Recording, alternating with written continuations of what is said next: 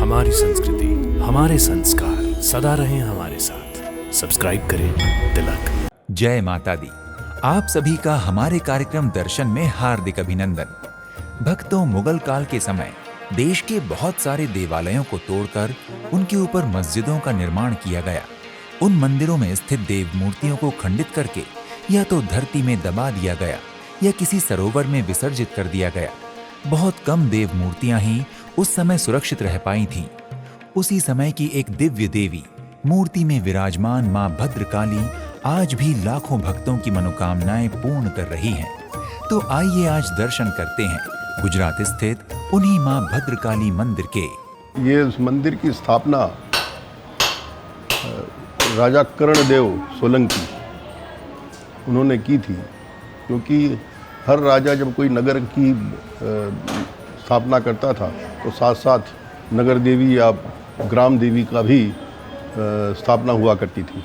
क्योंकि कोई भी चीज़ है तो हवन यज्ञ करके ही कोई नगर की स्थापना हुआ करती थी। और उस समय अपनी जो कुल देवी नगर देवी होती थी उनकी भी स्थापना होती थी।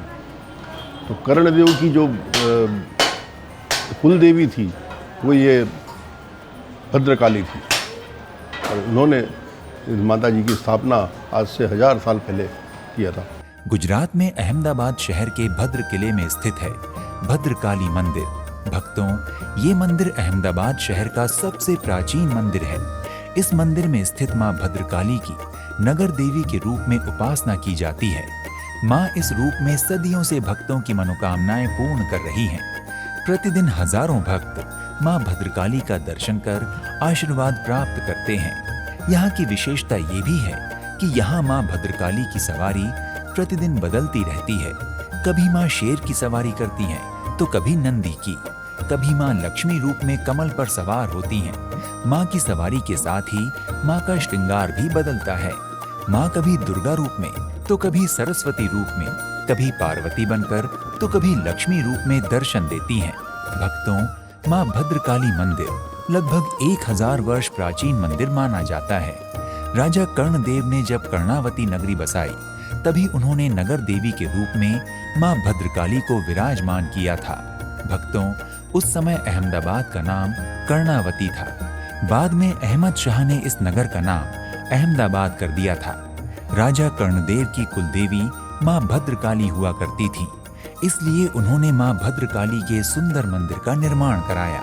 कहा जाता है कि जो मंदिर राजा कर्णदेव ने बनवाया था, मुगल आक्रांताओं ने उसे तोड़कर वह मस्जिद का निर्माण करा दिया था।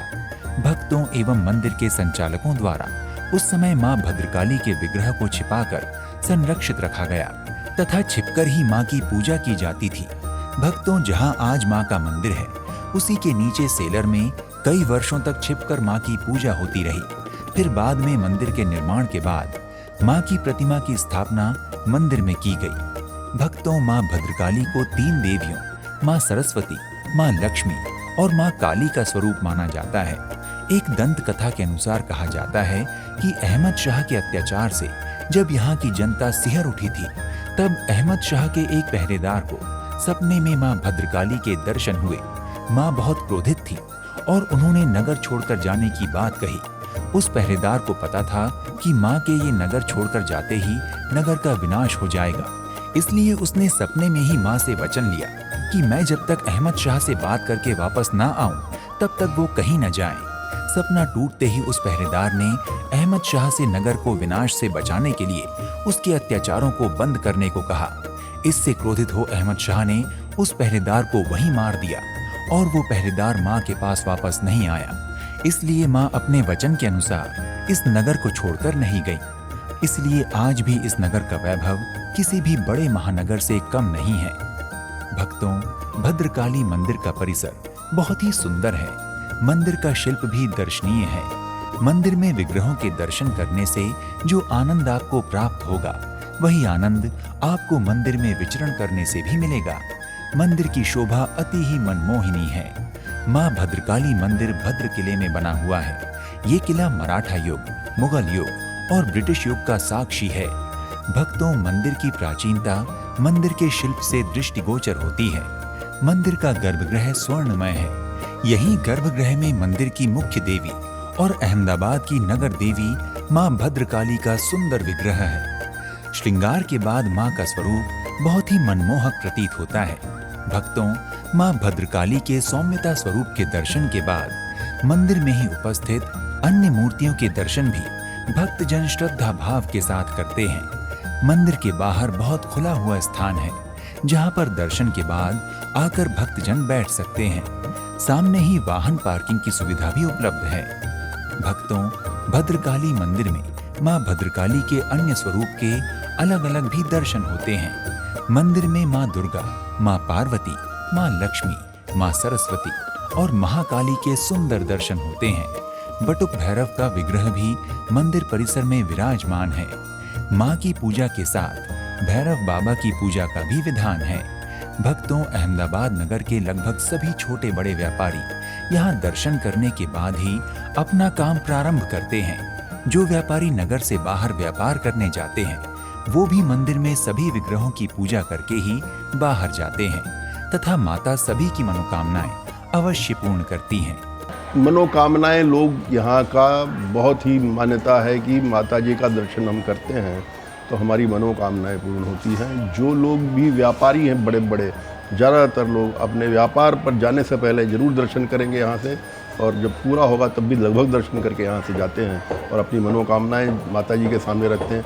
वो लगभग ऐसा सुनते हैं कि पूर्ण होती है, ऐसा माना जाता है। इसी प्रकार कुछ लोग पैदल आकर के अपनी मनोकामना के लिए वो रखते हैं कि हमारी मनोकामना पूर्ण होगी तो हम कितने दिन चल करके माता जी का दर्शन करने आएंगे। ऐसे काफ़ी लोग हैं जो चल करके आते हैं, अपने घर से चल के आते हैं, चल के जाते हैं। भक्तों, वैसे तो मंदिर में सभी उत्सव बहुत ही धूमधाम से मनाए जाते हैं, पर आश्विन और चैत्र नवरात्रि में यहाँ भक्तों की विशेष भीड़ होती है।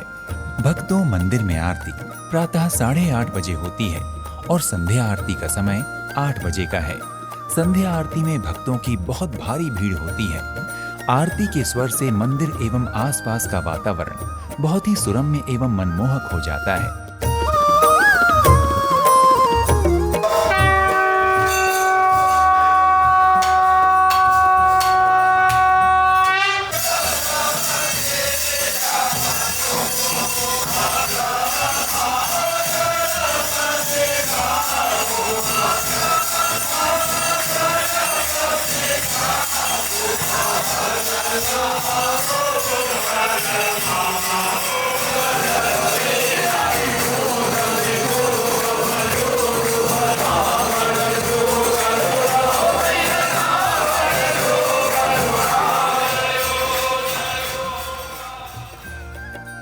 भक्तों, आप अहमदाबाद स्थित भद्रकाली माता मंदिर की यात्रा के साथ ही यहाँ स्थित अक्षरधाम मंदिर, स्वामी नारायण मंदिर, मोधेरा सूर्य मंदिर, हूती सिंह जैन मंदिर, जगन्नाथ मंदिर, उत्कंठेश्वर महादेव और वैष्णो देवी मंदिर आदि मंदिरों के दर्शन लाभ भी ले सकते हैं।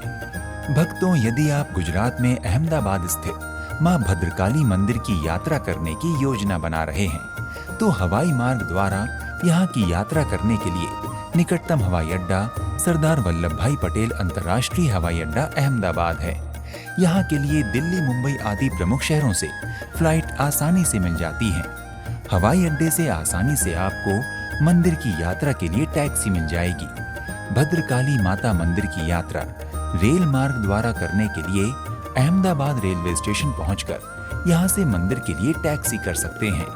यदि आप माता भद्रकाली मंदिर की यात्रा सड़क मार्ग से करना चाहते हैं तो अहमदाबाद शहर देश के हर बड़े शहर से सड़क मार्ग द्वारा जुड़ा हुआ है। अतः आप सरकारी अथवा निजी वाहन द्वारा अहमदाबाद पहुंचकर मंदिर के दर्शन कर सकते हैं। भक्तों, यदि आप अहमदाबाद शहर स्थित भद्रकाली माता मंदिर की यात्रा करने की योजना बना रहे हैं तो शीघ्र ही अपनी यात्रा का श्री गणेश करें और मां भद्रकाली की कृपा से अपनी समस्त मनोकामनाओं की पूर्ति करें।